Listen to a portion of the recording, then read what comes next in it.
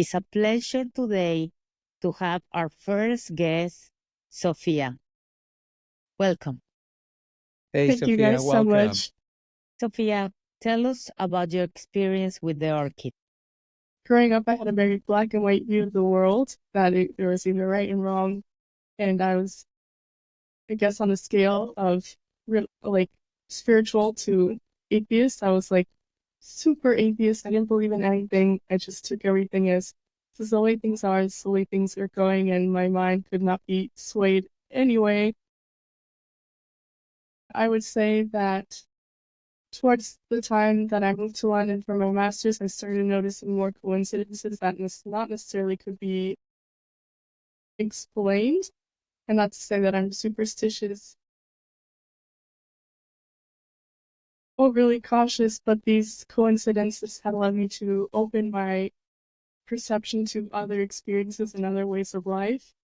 And this new lens that I've been looking at life with has allowed me to read the orchid and read it from a place of acceptance. What were some Versus of those coincidences, Sophia, that really kind of opened your eyes to that there's something more out there? any time before going into something big, for example, taking my GMAT for my grad school or the flight before, I would see the number 33. Mm. Vividly. I cannot explain it, but it was so obvious. Like going into my exam, the number 30, I was 33 on my test. My flight was like 3333. My dorm there was 33. So, and it just has kept following me, and I don't know how else to explain it other than a coincidence, I guess. Can you tell us more about your sentiments? Any anything that you remember about the book that really struck you? So when I got the book, I had understood that I would be following these five women and their narratives of healing. And I would say, I don't know, maybe around a quarter of the way through the book, I realized that I was supposed to maybe not project, but allow myself to heal with these women, like as they're going through the orchid healing process. But being more reserved, I didn't want to project what I thought was the incorrect way of reading the book. I was like, this is the narrative of themselves, so I need to separate myself. But one of the things that I really loved about the orchid is that once I made it past the halfway point, I realized that this is for all of us to heal and to share, and whether introspectively or with others, it's okay, and it's actually should be encouraged to love and feel gratitude and all the other lessons from the orchid that I've taken with me. So tell me which one was super special. Out of the five lessons from the orchid, my favorite one has been gratitude, because even like after a very stressful day, I can still find myself being able to give gratitude for even smaller things. And then there's one quote from the orchid: alter your thoughts and change your reality. And I feel like that's the message that I've been carrying with me. Because as I mentioned, I used to view the world as black and white, but now I'm being more receptive and more open to experiencing things differently and looking at the world through a different lens. How amazing. How amazing that is gratitude and how amazing that you recognize that, right? That changing thoughts changes your life. It's so fantastic that you've come across that lesson at this stage of your life. Did you discover something about yourself reading the book? I don't know, it's something that I discovered about myself or something that I accepted as normal. When I face hardship or something, I try to figure it out myself and do things on my own, versus I realized in the book, these five women share their experiences together. And as I was putting myself in their shoes, I'd be like, you could not pay me money to to tell anyone anything about myself. So I guess realizing myself that it's okay to share, and it's maybe not normal to keep everything to myself all the time, within reason. But yeah, So what you are doing right now is out of your comfort zone. yes, 100%. Sophia, do you find yourself sharing more now that you did in the past? I'd say baby steps, but those baby steps feel like, earthquakes underneath my feet. Part of the book is about sharing tools that the reader can use. And the tools come along the story. Every woman, every character experiences the tools differently. They experience different things. Do you, through the process of reading the book, did you find any of those tools useful? And could you share with us if you use any of those on a on a regular basis now after having read the book? In the novel, one of the characters has tool or healing exercise that she uses where she writes down all of her frustrations and she brings them and she lets them go. I've adapted my own version. It's set like an actual paper, but online. So I type faster than I write. I don't know if that's a very Gen Z thing, but I use that tool to help me, I guess, just word vomit, vent, let go, and yeah, just throw it away and do it when I'm done, and I feel much better and much more, you know, like lighter, like a weight been lifted off my shoulders. That's one of my favorite tools. And then one of the tools that maybe requires the help from others that I've tried since reading the book is I was always very skeptical of crystals and alternative healing and using these more, I guess, indigenous practices of healing and taking care of oneself. And I decided to just, take the plunge and find someone that does like crystal healing and Reiki energy, and I found that very interesting. And I would have never ever done that without reading the book. And I'm not going to say I use this tool often, but it's something that I feel genuinely helps me recenter myself. Wow, that is incredible. You are feeling different. That is, that's all the point. Now that you have a change, I would love if you can tell everyone who is listening or watching what is the reason for them to read the book. I guess it depends because everyone's at different points in their lives and people might be looking for different things or searching for different answers. And if I had to guess, one common denominator that everyone would share would be to find love within yourself and find peace within yourself. That would be the main reason I would recommend the orchid to other people. Do you feel like you are a goddess? Definitely feel like I'm more self-loving and self-accepting, and I feel like we'll start there. Okay. Do you feel more empowered? Yeah, that yes. But goddess is Yes. like divine entity that like walks amongst more. I don't know. That is so field for me, but I do feel more empowered and more myself. Please, Sophia, tell us about any situation that for you was really something that moves you. I'd say the one part that moved me is Sophia, the character. We not only share the same name, but maybe she's a bit more rougher on the edges, but when she first got to the orchid, she was ready to leave and pushing everyone away and being like, I can figure things out on my own. And I would say that I definitely saw myself in her character, not just because of the name, but also just because of the way that she was, figuring things out on her own. And I would say that her journey and her acceptance in allowing other people to see her and help her has been very eye-opening for me. When reading the book and you begin to see the limiting beliefs, since you read the book until now, have any of those changed? I would say my limiting beliefs are starting to change. I will say it takes time. Like the character Sophia, I am pretty stubborn. So just trying to draw evidence to my evidence board that, these pre-existing beliefs and thoughts don't need to be there. Just taking the time and giving myself the space to, rewire my thoughts. Sophia, are there things that you're aware of now that come more easily and that you weren't aware of before? And I would say that I'm more perceptive, that I try to keep myself in my comfort zone now, that I'm much more aware of, I don't want to say shielding myself, but keeping myself in my safe space, and how I need to take the conscious efforts to leave my comfort zone and take those steps and change those beliefs that I had with myself. I love that. That's great awareness. It is the ability to identify it and then want to do something about it. So good for you for being able to catch yourself doing that. I think this would be going back to one of the other questions, but after reading the book, I've been more aware of the same coincidences of seeing like the number 33, and a few other examples. And one of the things that I did to act upon these coincidences was I went to an aura photographer. I don't know if you guys have heard of that. And Yes, I did mine.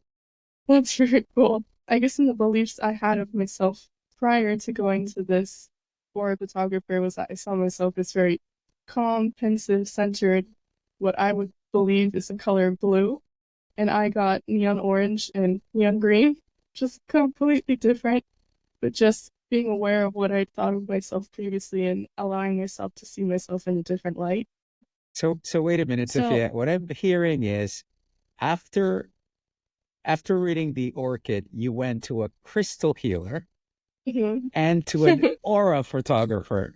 That's Yes, pretty awesome that you've gone to thank you. two people that normally in the past you maybe would not have gone to, and that they have allowed you through their work to get to know yourself a lot better. Yeah. Amazing. Good for you. Congratulations. so Sophia, have you shared the book with someone that you love? My brother, when I was telling him about the book, my brother, I would say, would be more subscribed to traditional norms of masculinity. And I was telling him about the book, and he was like, "Oh, that's for girls. You're just reading that book because you're a girl," and whatever. For the people watching, Rocio had a book launch event in Los Angeles in the Barnes& and Noble there, and he came. And after watching their presentation, he bought the book.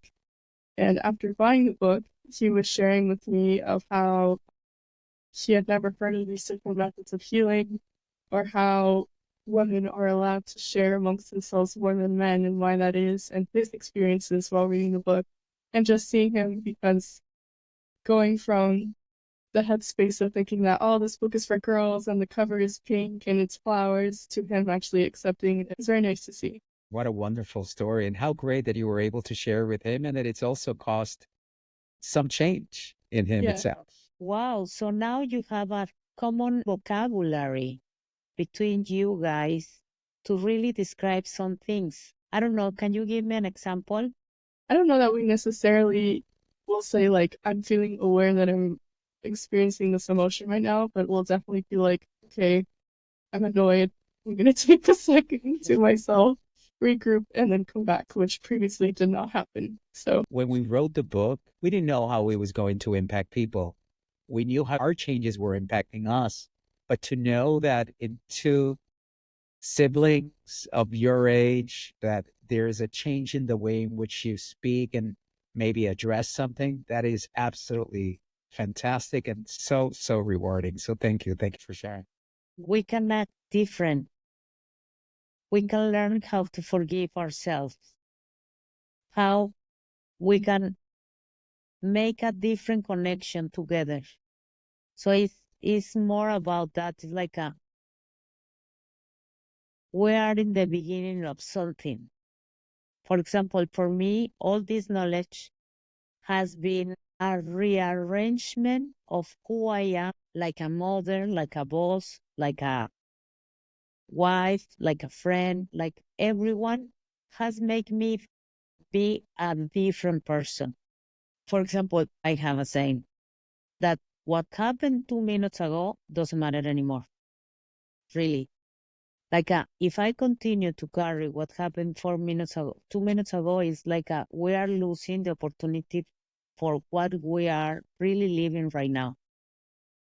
So it's super important for me to remind that I cannot hold a grudge anymore with anyone, because the only person who holds the grudge is me.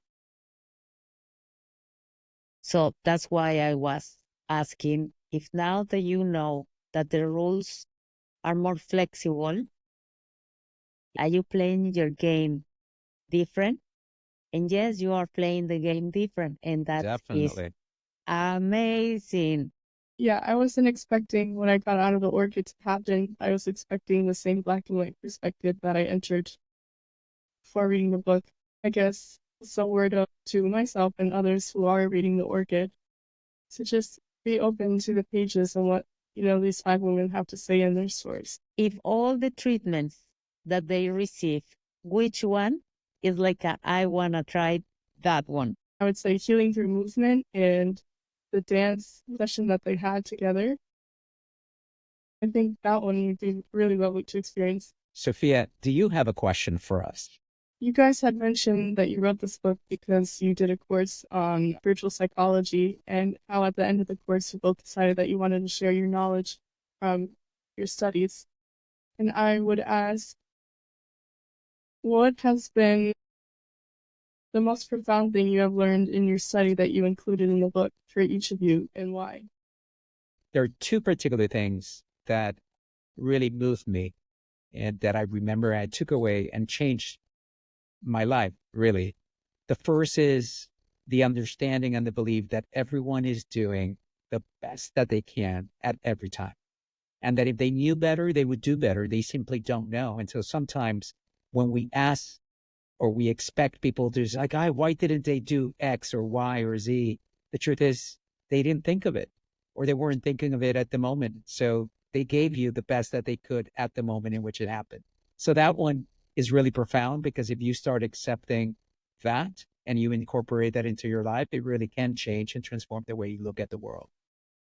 The other one is another saying, and is, we're not human beings that have spiritual experiences. We're spiritual beings that are having a human experience. And I think that's the play on the word goddess, right? Or gods. We're not God, but we have these powers. We have this ability to create that is godlike. So when I have heard we're spiritual beings having a human experience, I just started to understand in a different way that everything that I'm doing is really me experiencing my humanity. And as I experience my humanity, I also need to remember that it's flawed. And so I need to forgive myself for the things that I do. That is about learning. And so I am in the process of learning and will continue for the rest of this life to learn. And so those were for me the two things that truly I took with me so deeply, and I wanted to make sure that they were incorporated in the story that we were telling. For me was forgiving.